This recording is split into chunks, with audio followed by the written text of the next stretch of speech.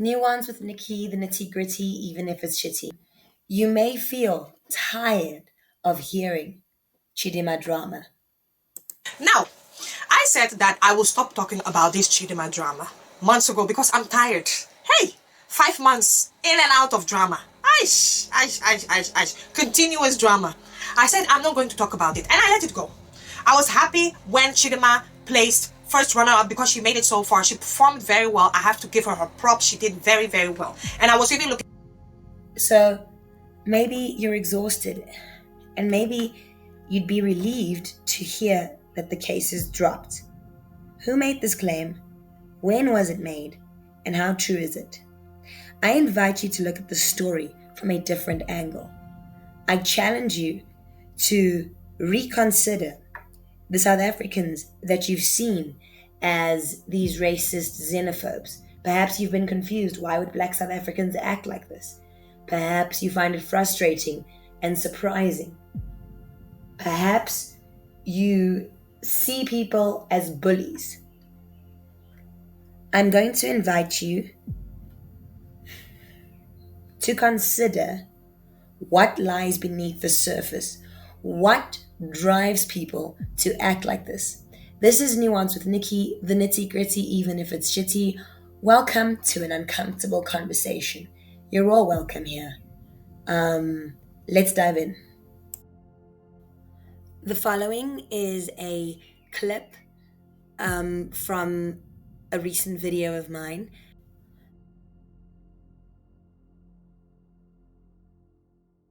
Found out there was absolutely no claim whatsoever to that story, but she tells me the mother is South African. They dropped that case. Okay. But she tells me the mother is South African. They dropped that case. Okay. And they dropped that case. Another South African woman's identity in the registration of Chichi's birth.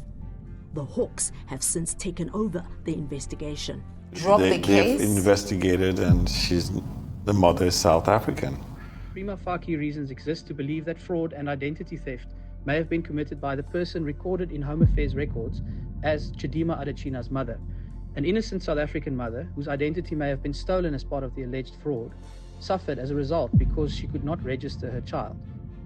According to our laws, if Adetshina's grandmother was Zulu, as has been claimed, her mom's mom was Zulu and her mom's dad was Mozambican. Well, to Nigerian parents. Yes.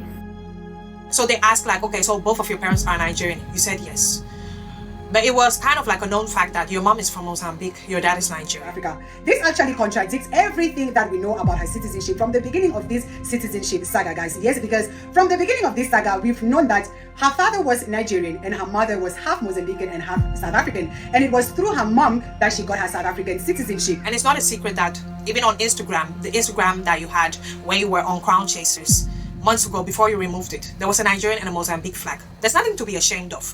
Now, if the story is something different, who am I? I don't know what's going on in her personal life, but this is what she presented to us. Yeah? No problem.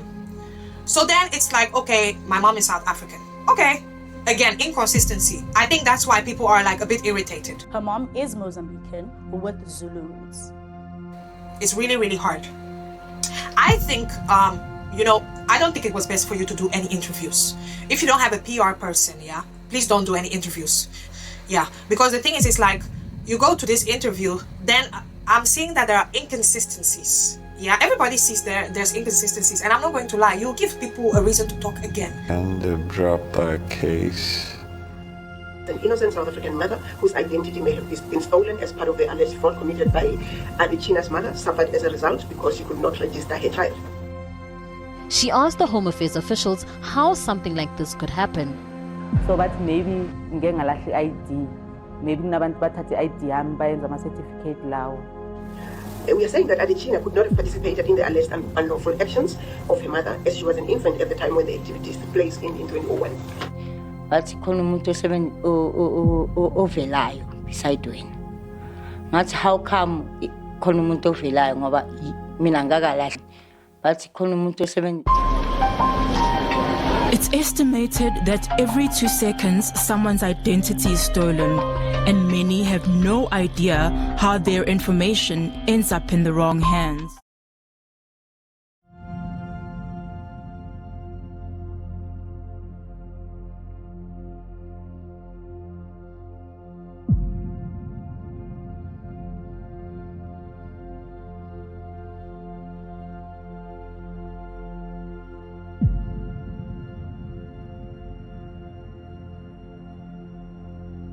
Yeah, and not that it's any of their business. I'm not going to lie. It's not any of any of their business. It's your person. And not that it's any of their business. And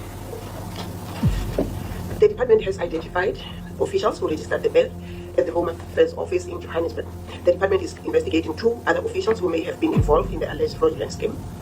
Since nabbed for the crime, a former Randfontein Home Affairs officials and we have relied on records to establish that the South African mother whose identity may have been stolen was registered by her mother in 1982, and as a result she entered the National Population Register.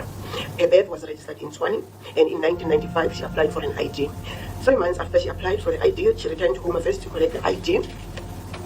And on her return, she learned that her ID was issued in Johannesburg at an office where she had not applied for. She then gave birth in 2001. When she went to register her child at Home Affairs, that's when she discovered that there was a child registered under her ID number. And that child was 3 months at the time. So then there was no way that there would be, now she registered the first child and now she come to register another one within the time frame. Ndiasi says identity fraud has ruined his life. Not only has he had difficulty finding a job, he was recently arrested at his Cape Town home and taken to Jeffreys Bay, where he was jailed for 2 nights. Going to jails that are deadly, filthy, and being arrested with prisoners. Some of them are murderers, some of them are robberies. To be in that environment, it's painful. Parents were saying, however, someone is already using her identity. Iman, she joins me here now. She's just a 17-year-old who's hopeful, of course, that you pass your matric. Yes, I'm very hopeful. Tell me about how this has affected you. Well, this has affected me because I feel quite demotivated, Everyone wants to matriculate and move to the next stage. But I feel like with this situation, it's kind of hard to move forward because you never know if you matriculate or that other person's identity will hinder you from success. I have a father who's very old, cannot deal with this issue, The child that was registered was Miss Chidima Vanessa Onwe Adechina. She then spent months before she could be given a new identity number. She was eventually given a new identity number. Home Affairs has visited the address listed for Miss Adechina's mother and that of the lady whose ID was stolen. The information shared by the family of the lady whose ID was stolen in Tshwane matches the details contained in DHA records. It's not any of their business. How did Chidima Adechina's mother leave the country when the police are looking for her? Ms. Adechina's mother was issued with a promotion of Administrative Justice Act letter on the 7th of August 2024. I know that the Home Office also asked you and your mom to come with evidence and you people did not do anything. How was she allowed to fly out to Nigeria? Her response to this letter will determine the final decision that the department will take in relation to the ID she is currently carrying. Because when Chidima Adechina won as Miss Universe Nigeria, her mother was standing right next to her soon afterwards. The ongoing investigation of the department is also looking at other areas that are important to the fair and accurate conclusion of this case. And so Action SA, one of the political parties, is asking to say, how did this get allowed that Chidima Adechina's mother would fly out of the country when she's facing an investigation over identity theft? I know that the Home Office also asked you and your mom to come with evidence and you people did not do anything. I know that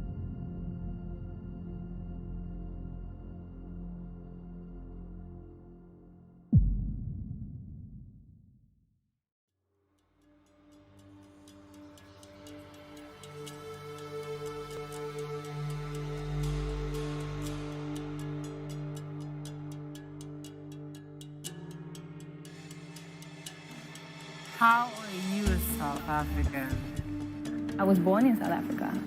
African? Yes. Or to Nigerian parents? Yes.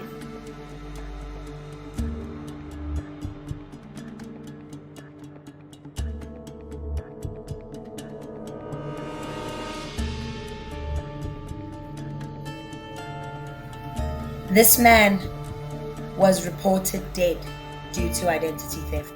I can't cope, it's difficult. And that has been the case for Sthembiso Ndlovu for the past 7 years. The places that need to use ID, they're telling me that I'm diseased, they can't help me. The alleged 2014 death of another Sthembiso Ndlovu set in motion years of misfortune. It is very difficult. On this death certificate, the same names and ID numbers. The other person, they said is from Devon. It's like he's a criminal or something. Repeated efforts to apply for a new ID have been in vain. Even affidavits did not help. My accounts are closed. They said I'm deceased. Bank and the police station, they were busy telling me to go by Home Affairs. From time to time, Ndlovu follows up on this January 2020 letter from Home Affairs that his status is being rectified. Back to square one and his hands tied. I went to Home Affairs in Pretoria, Home Affairs in Johannesburg, Home Affairs in Edenville, but no one was willing to help me. Adding to the misery, Ndlovu was retrenched last year amid a raging pandemic. Now I'm supposed to go and claim my money that they were deducting like UIFs or all those stuffs. When I'm going there, every time they tell me that I'm diseased, they can't help me. A double blow for the father of two. There are few, if any, jobs, and his status a further hurdle. I can't survive. It's difficult. From 2014, I am living a miserable life. 6 months ago, the unemployed mother of one was arrested for crimes ranging from fraud to common assault. After a week in jail, she discovered her identity was cloned. Investigations are currently underway to find the fraudster and restore Lindiwe's identity and credibility. But until the case is finalised, she remains vulnerable. From 2010 with regarding my ID document. How far are you with the story? He says he's been left in limbo, waiting nearly 4 years for a new ID that he says has been issued 6 times. But not to him. Raymond Ayasi is the victim of identity theft. His ID was fraudulently issued 6 times since 2011. And now there's a series of fraud and drug-related charges against his name. Last year, makasikayenze umatric mabasengimele ngimenzele ID complete ileso sikhathi ukuthi angikwazi ukuyenzela ngabuza ukuthi hawo nithe nizolungisa nina ningifune izinto nawo ama document akhona bangifuna document yasesikoleni bangifuna yase primary isco higher.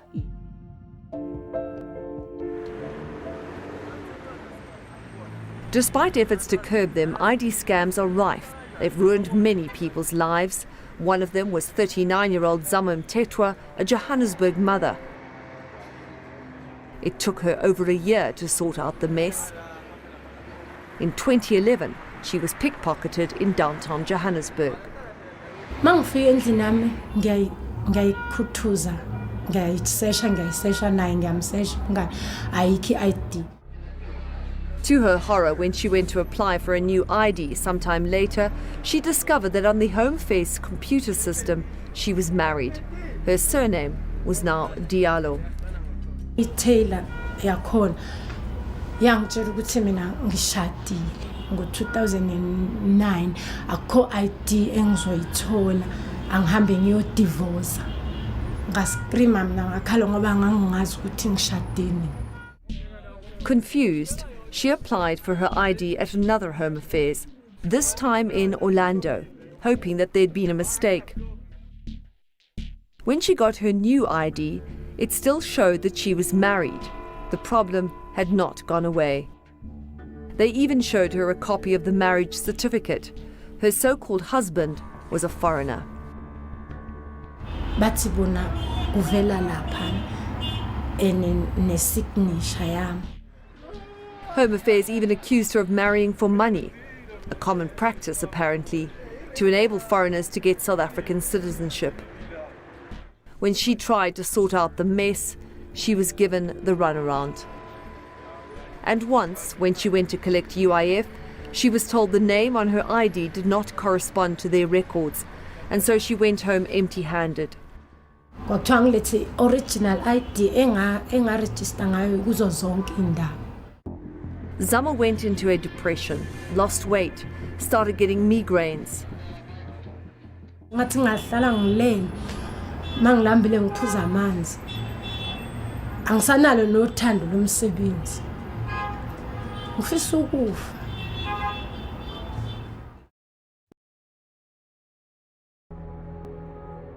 To their credit, real people took immediate action, sent us this email. They acknowledged that Hamilton was the victim of identity fraud, that someone had even forged his signature, and so they refunded his installment and closed the account. Despite this, Hamilton and his family are still feeling the dreadful consequences. His credit record is tarnished. Next year, university. Sizama ukusechora ama-loans yabona and asikhoni. The family almost fell apart.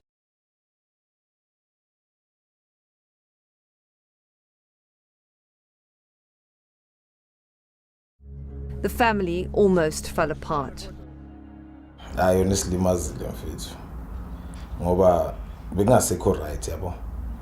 It's like mhlambi mina ngisibhayile lezinto for umunye umuntu esayidini or what into besinoxabana ngazo yabo.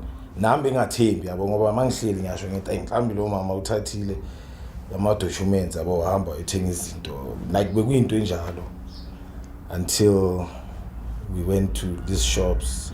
Luckily we shop once as I couldn't tell copy ID le eyasetshenziswa apparently eyamne mara nesithombe somunye umuntu. The family almost fell apart. And not that it's any of their business.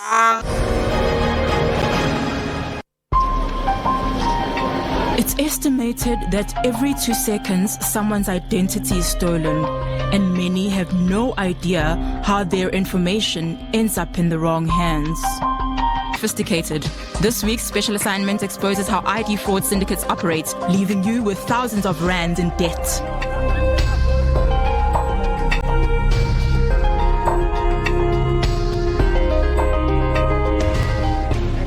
Last year, Ishmael Mpo Nelushi received a text message notifying him that he owed money on his Markham's account, but he had long closed this account. I got a call on my way to work. I was just approaching something. They said, Ishmael, you actually owe us money and you're not paying your accounts. And I was like, no, I don't have any account with you guys. They said, no, our system is showing us that you owe us 12,210 rands. I was like, no way. However, it didn't end there. I think the same day, I got a call from a shop by the name of Manley. This is Manley, sorry. This is the shop. I was like, no way. Where's the store? They said, this is the name of the store somewhere on one of these documents here.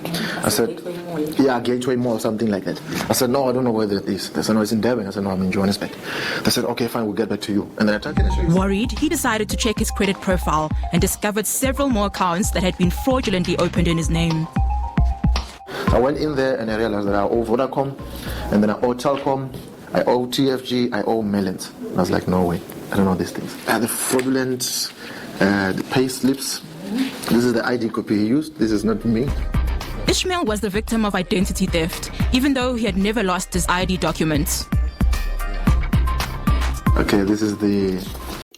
South Africa has a small grant for students. Not a lot of money, but because of identity fraud, many students have been defrauded. Both these guys are 19 years old, able to find security breaches that are far-reaching in the SASSA grant system. I'm going to let you go first, Joel. What is it exactly that you guys were looking into? So what? This started with me, and I tried to apply in February and I found that I'd already had an application open. What was very interesting was our SASSA grants weren't on our phone numbers. They were registered to completely fraudsters' phone numbers, and we didn't know what they were. So to see if this was a widespread problem, we did a on-survey campus where we asked about 60 people, and we managed to test their ID numbers. And what we found out was over 56 of them had active SASSA applications that they had no knowledge of. Wait, so you spoke to 60 people at your campus and 56 of them had applications on SASSA's portal that they knew nothing about. I mean, that's something. Then you obviously Then you went further and you said, okay, well then, let's look at who else is on here, people that perhaps aren't near you. And you looked at, you did quite a bit. Okay, let's do this. You found that there were grant applications for those born February 2005. Talk to me about that, because there's something who's particularly interesting about what you found about births in February 2005. Talk to me about that. Joel, you go. Yes, so in February of 2005, people born in that month, we discovered that there were 74,000 active applications, okay? But when we compared this with Stats SA data, we found that there are only 82,000 people born in that month. So there's a 91% application rate for people born in February 2005. And then this doesn't correlate at all. And I mean, if Adetshina's grandmother was Zulu, as has been claimed, that would have automatically made Adetshina's mother, born in South Africa, South African by birth. There would therefore have been no need to commit fraud by stealing another South African woman's identity. This whole thing really started and this whole Zulu thing came about. Her mom is Mozambican with Zulu roots. Yeah. Her mom is Mozambican with Zulu roots. Yeah.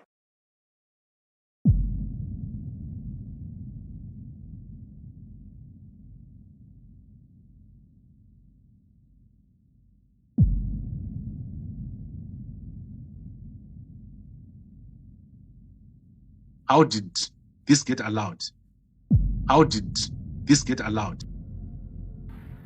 How are you a South African? I was born in South Africa.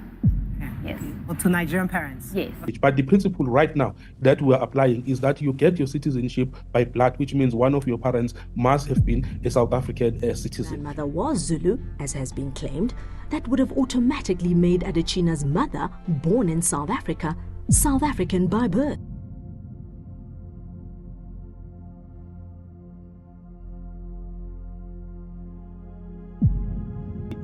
How did Chidima, Adetshina's mother, leave the country when the police are looking for her? How was she allowed to fly out to Nigeria? A valid document will confirm if he's telling the truth or not. Okay, we've now found a South African passport with the gentleman that we have arrested's photograph in it and the name Patrick Agbo. But I believe that that passport's not genuine. He's told us he's from Nigeria and his photograph is now in a South African passport. And now we have evidence that the gentleman we have arrested has been using the name Patrick Agbo. Is this your passport? That's not my passport. It has your picture in it. It's not me. That is your picture. It's not my picture. That is not my passport. I'm not the one inside. I'm not the one outside. Can I just maybe point out that you do have a marking on your face which is also present in this picture? It's not me. It's not me. It's not me. Right, you're making it worse for yourself, but we'll carry this on at the police station, okay? You're making it a lot worse. By sitting lying to me, you're making it worse. All right? I'm not lying to you. You are lying to me, okay? Why I lie? I'm not lying to you. So we literally have a show about the kinds of South Africans that have fake marriages, which, by the way, undermines the processes for those of us who do love foreigners and marry them honestly. It makes a lot of things a lot more difficult than you know. So she says you met in 2012. She didn't know you. This was just a deal marriage. She was supposed to help you to get papers. So why are you lying to me saying you met her 2010? I really lied to you. Time I met her, and it's not that time I married her. No, she says she met you the day she was married. Our relation, it was starting in 2010. you can go see this. It's called Faith Marriages, and it's got plenty of episodes. Yeah. What can I say? You still here? Well, this has been Nuance with Nikki, the nitty gritty, even if it's shitty. So maybe you didn't like how South Africans treated her or whatever, but we've been living with this since the dawn of our democracy. I'm not excusing behavior. I'm just saying if you still want to tone police us, if you still don't want to see what's on the undercurrent, if you still don't get that alarm bells were raised because it is consistently from a handful of countries. And if you're still not trying to hear us in nuanced ways, if you still think we should sit around waiting for people who get arrested for crimes they didn't commit, people who are registered as dead, kids who can't finish their school, our passports being messed up around the world, we can't get driver's license sometimes. For those of us who really do love foreigners and marry them, how incredibly heavy and difficult the process is, while we are fighting with our left hand our own government and trying to hold them accountable. We're fighting the illegal immigrants. Now we're fighting you because what you want to do is do the easy thing. You want to do what's easy, and that's just to label us as racist. How many of you are willing to do what's right and actually see more underneath? Because I told you to stay out of our business. I told you we'd let you know if we need your help. Right now, I mean, we'll do it with or without you, but we could use your help to spread the word about illegal activity, about illegal immigration. We've been a country that has welcomed people for decades, for generations, a place where people found hope for a long time. But we've now been fetishized by one part of the world as the USA of Africa. We're supposed to be this fairy tale place while our ship is literally sinking in the one place. To the west, we're just this afterthought country, a chapter in a textbook that's supposed to just be a fairy godmother and wave a magic wand, and color is supposed to be the only thing. When you saw those journalists, they were of all colors, trying to solve the problems, often risking their lives, guys. I know journalists, like risking their lives to deal with the illegal immigration here. I've only scratched the surface, you know? So once again, I'll leave you with the song Stimula so you can know how many decades people have been coming to this country to find hope, but how we're saying, guys, we're not coping. We're not coping. We need contributors, not consumers. We need benefactors, not beneficiaries. We need people who are going to help us, not just to keep the ship from sinking, but to build it right back up again. Thank you for joining Nuance with Nikki, the nitty gritty, even if it's shitty. A song about conscripted miners from all across Africa that came to live here from the dawn of the mineral revolution. 1886, gold was discovered in Johannesburg. Shortly before that, diamonds were discovered in Kimberley, and it had a large part in initiating the Industrial Revolution that has built your countries around the world to be what they are. But they don't focus on that in your history. We know it and we live it.